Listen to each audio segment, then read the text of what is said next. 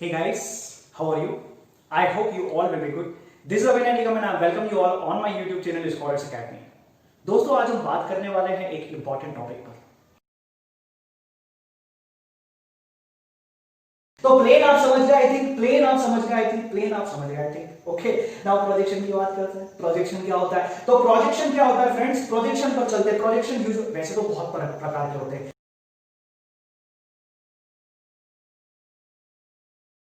पर नहीं, हम उसको फोकस नहीं करेंगे।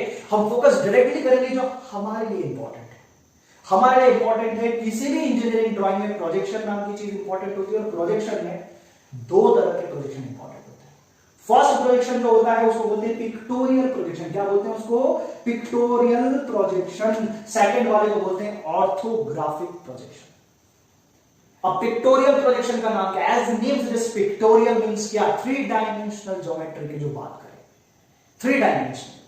लेंथ भी दिखेगी आपको, विड्थ भी दिखेगी आपको, और हाइट भी दिखेगी आपको। और we can consider as this is the length, this is the width, this is the height. कोई फर्क नहीं पड़ता। हाँ, तीन चीज है, ये भी है, ये भी है और ये भी है। दैट मींस जब आपको किसी भी सिंगल व्यू में आप तीनों चीज देख लें, तीनों चीज मतलब देखो जैसे मैंने पकड़ रखा है, यहां से आपको ये भी नजर आ रहा है कैमरे में, ये भी नजर आ रहा है और ये भी नजर आ रहा है। दैट मींस तीनों लाइन एक साथ नजर आ रही है। हर बार जब ऐसा होगा तो उसको बोलते हैं वो कैसा व्यू होगा? Pictorial view. पर अगर मैंने आपको बिल्कुल सीधा रख दिया, देखिए आपके बिल्कुल कैमरे के सामने कैसा है, ऐसा, अब आप चाह कर भी तीन लाइंस नहीं देख पाओगे। If suppose this is the length, so this one is height, तो क्या आपको थिकनेस दिख रही है? नहीं दिख रही है। तो आपको एवरी टाइम क्या दिखाई देगा? केवल एक व्यू। दैट मींस तीनों व्यू नजर नहीं आएंगे आपको, हर बार केवल एक व्यू दिखाई देगा। हर बार केवल दो लाइन अगर आपको दिखाई दे, या तो लेंथ या width, length width, width height या हाइट लेंथ।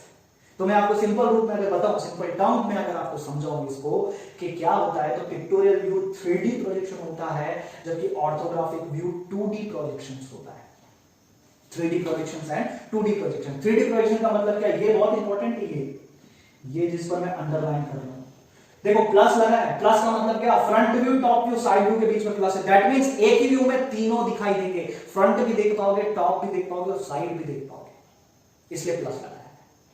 पर इसमें देखो और लगा है, या फ्रंट व्यू मिलेगा, या टॉप व्यू मिलेगा, या साइड व्यू मिलेगा। एक बार देखने पे एक ही चीज मिलेगी, या एक बार देखने पे तीनों चीज मिलेंगी। ठीक है। अब पिक्टोरियल अल्टीमेटली कितने प्रकार के होते हैं? तो हमको पिक्टोरियल से मतलब नहीं है, हमको तो इसके डिवीजन में क्या क्या उससे मतलब है। और उसमें भी केवल एक से, घबराओ मत, तीन नहीं पढ़ना है, केवल एक पढ़ना है, आइसोमेट्रिक। ठीक है। तो ऑब्लिक प्रोजेक्शन, आइसोमेट्रिक प्रोजेक्शन और पर्सपेक्टिव प्रोजेक्शन अल्टीमेटली क्या होता है, इसको मैं मेरे तरीके से आपको समझाने की कोशिश करता हूं। और तरीका बहुत ज्यादा सिंपल है। क्या है तरीका? देखो, सपोज आप ये समझ लीजिए कि हमने एक डी कंसीडर करा, डी प्रोटेक्टर है, आपको पता है डी अल्टीमेटली क्या होता है। तो सपोज टू बी कि ये कुछ डी हो गया। Okay, this is your D. अब यहां पे ये जो एंगल होता है, दिस वन इज 0 डिग्री, और ये जो एंगल होता है, दिस वन इज 90 डिग्री। देखिए 0 डिग्री से अगर कोई देख रहा है तो कैसे दिखेगा यार? ऐसे दिखेगा। और 90 डिग्री से अगर कोई देख रहा है तो कैसे दिखेगा? ऐसे दिखेगा। और दोस्तों जब भी ऐसे दिखेगा, दैट मीन 0 डिग्री और 90 डिग्री के फॉर्मेट में अगर कोई दिख रहा है, तो हमेशा वो ऑर्थोग्राफिक प्रोजेक्शन ही उसको मिलता है। फ्रंट व्यू मिलेगा, या फिर टॉप व्यू मिलेगा, या फिर साइड व्यू मिलेगा उसको। देखो ना यहां से 0 डिग्री से देख रहा है, फ्रंट व्यू मिला। 90 डिग्री से देख रहा है, टॉप व्यू मिला। वापस 0 डिग्री से देख रहा है, हाँ ऑब्वियसली कुछ थोड़ा सा एंगल डिफरेंस है, बट है तो 0 डिग्री। ऐसे ही देख रहा है, ऐसे देख रहा है, ऊपर से थोड़ी देख रहा है। ठीक है। तो यहां पर ये जो है, ये क्या देगा? Again side. तो 0 डिग्री और 90 डिग्री जब भी आपने ले लिया, हमेशा क्या मिलेगा? ऑर्थोग्राफिक। तो ये मान लेता हूं कि ऑर्थोग्राफिक में दो एंगल्स रख लिए, एक 0 डिग्री रख लिया और एक 90 डिग्री रख लिया। अब बचा कितना है? 1 से लेकर 89 डिग्री। कितना डिग्री? 1 degree to 89 degree. तो 1 डिग्री टू 89 डिग्री की बात करें तो स्टैंडर्ड क्या, किसी बीडी के अंदर स्टैंडर्ड एंगल क्या होता है? तो मैं बोलता हूं 30 डिग्री होता है। तो 30 डिग्री को अगर आप लीजिए, और 30 डिग्री पर जिस भी प्रोजेक्शन की आप बात करेंगे, वो होता है आपका आइसोमेट्रिक प्रोजेक्शन। आपने 30 डिग्री पर प्लेन को घुमा करके अगर प्रोजेक्शन करवाया तो आइसोमेट्रिक प्रोजेक्शन होगा। कैसे होगा यार 30 डिग्री पे? देखें जरा हम लोग। तो देखो ये आपके पास में एक बॉक्स है। अब ये आपके पास में बॉक्स है, तो देखो 30 डिग्री में प्रोजेक्शन कैसे कर रहा हूं मैं। मैंने एक सिंपल हॉरिजॉन्टल लाइन ली, और प्लेन को मुझको क्या करना है, प्लेन को मुझे 30 डिग्री पे उठाना है। कैसे उठाना है? 30 डिग्री पे ऐसे। तो देखिए मैंने ये प्लेन को 30 पे उठा दिया और 30 पे ऐसे उठा दिया। दैट मींस ये एंगल अपने आप में 30 है और ये वाला एंगल भी अपने आप में 30। अब देखिए जरा यहाँ पे ये जो लाइन है, देखो ये बॉक्स बना रहा हूं मैं आइसोमेट्रिक प्रोजेक्शन से, ये लाइन है देखो, ये मैंने यहां मार्क कर दी, सपोज ये इतनी, ये लाइन ली यहां मार्क कर दी। ये वाली लाइन देखो मैं ले रहा हूं, ये मैं यहां मार्क कर देता हूं, ये देखिए ये मैंने मार्क कर दिया। कहां से कहां तक लाइन? ये देखिए ये मार्क कर दिया। अब हाइट मेरे को मार्क करनी है बिल्कुल सीधे, ये देखिए ये सीधे लिया और ये हाइट मैंने कहां मार्क कर दी? ऐसे मार्क कर दी, ये हो गई।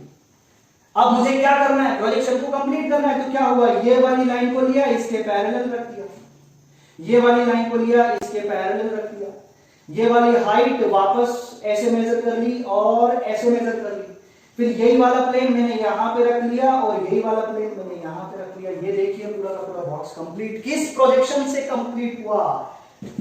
आइसोमेट्रिक प्रोजेक्शन से कंप्लीट हुआ। एक साथ कितने व्यू दिखे? 3 व्यू दिखे। कौन कौन से? Front, top, side, front, side, top, front, side, top. इसको फ्रंट मान लीजिए, कोई फर्क नहीं पड़ता। Front, side, top, that's it. तो यहां पर आपका क्या है? यहां पर आइसोमेट्रिक प्रोजेक्शन कितना डिग्री पर? 30 डिग्री पर। अब बात करते हैं ऑब्लिक प्रोजेक्शन। 30 डिग्री से बड़ा स्टैंडर्ड एंगल क्या होता है? तो हमने बोला कि अब इसको हम कट कर देते हैं। भाई 30 डिग्री किसने रखा? आइसोमेट्रिक ने। ऑब्लिक कितना लगेगा? तो हमने बोला भाई 40 डिग्री की बात करो आप,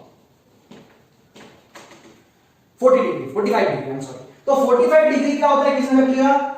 ऑब्लिक प्रोजेक्शन है। अब आप बोलोगे यार 45 डिग्री पर कैसा होगा प्रोजेक्शन? तो बड़ी सिंपल सी बात है, आपने मोस्टली 45 डिग्री का ही प्रोजेक्शन देखा है दोस्तों। आपने मोस्टली 45 डिग्री का प्रोजेक्शन ही देख रखा है स्टार्टिंग बचपन से लेकर अब तक। कैसे?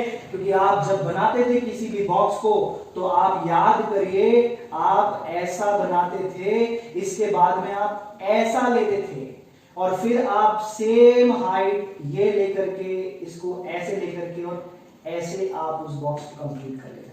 ये क्या चीज है? ये कुछ नहीं है, आपने एक प्लेन को कितने डिग्री पर उठा दिया? 45 डिग्री पर। ये देखिए 45 डिग्री पर जब आप उठा देंगे, क्यों? 30 डिग्री का कॉम्बिनेशन 120 डिग्री से होगा, पर यहां पे 45 डिग्री का कॉम्बिनेशन 90 डिग्री से होगा। किससे होगा? 90 डिग्री से। तो यहां पर ये जो है इसके बीच का एंगल 90 डिग्री है, जबकि यहां पे ये जो एंगल है ये कितना है?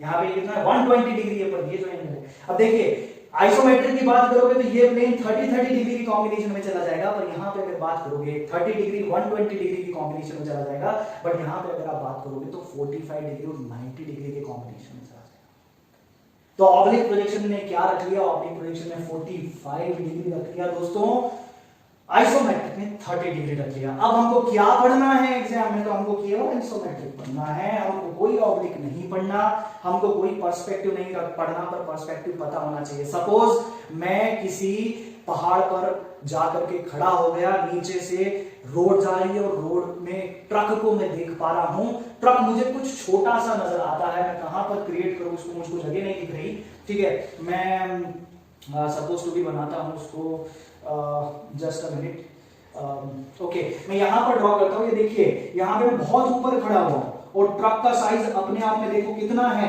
तो ट्रक अपने आप में बड़ा है, देखो ये। अब ये जो पर्सन जो बहुत ऊपर है, ये ट्रक को कैसे नजर आ रहा है? तो बहुत छोटा। क्यों? क्योंकि उसकी हाइट नहीं पता, उसकी डायरेक्शन नहीं पता, उसका एंगल, व्यूइंग एंगल नहीं पता, ठीक, पर ट्रक तो उसको नजर आ रहा है। कैसा?